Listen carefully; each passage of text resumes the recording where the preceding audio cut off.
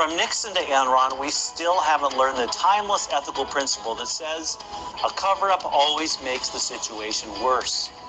Most kids learn this lesson after a failed attempt to superglue mom's favorite lamp back together following an indoor baseball accident.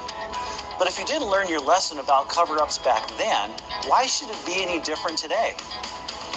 In the workplace, the ethical principle behind the classic cover-up is basically the same, but in a different setting.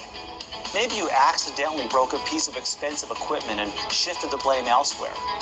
Or possibly your coworker takes a sick day to play and you pass on his phony excuse. On a larger scale, maybe your company is losing money and you falsify accounting records to keep the stockholders happy.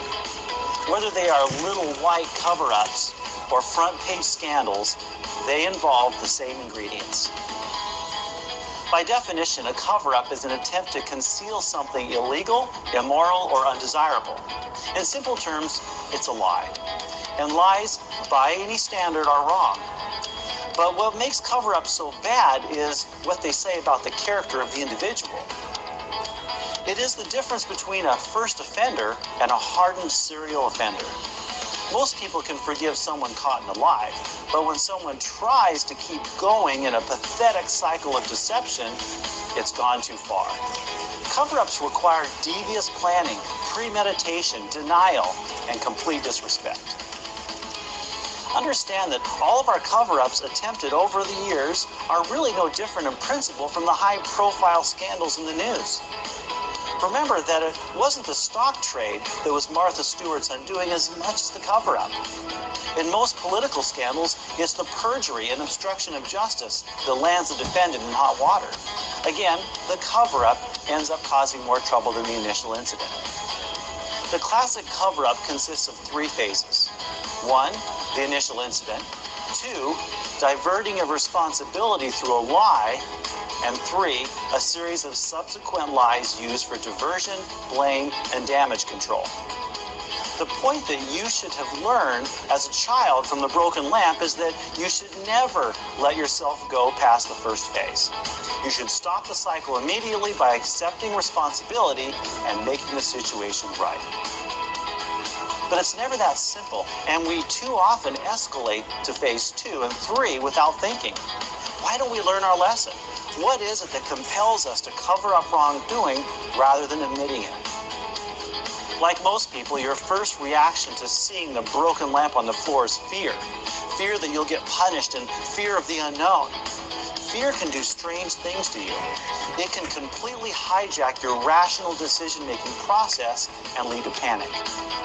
In this heightened state of anxiety, your fight or flight tendencies kick in, and you'll do anything to survive, including telling as many lies as it takes. Next, your pride kicks in. You must save face. You can't look weak or allow yourself to be wrong. The saying, "pride comes before a fall," is an undeniable truth.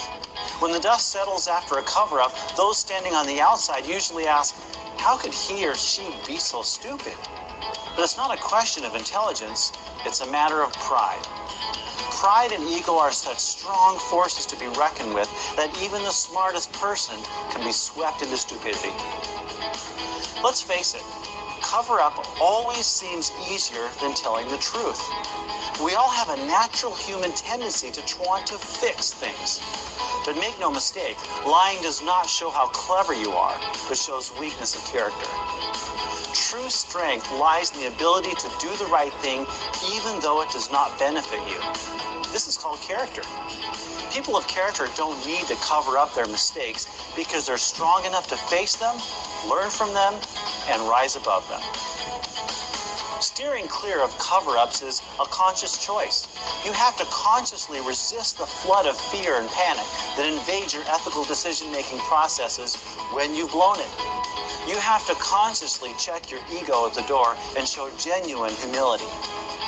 To choose the honesty pathway through an ethical crisis may not come naturally, but it can get easier with time and practice.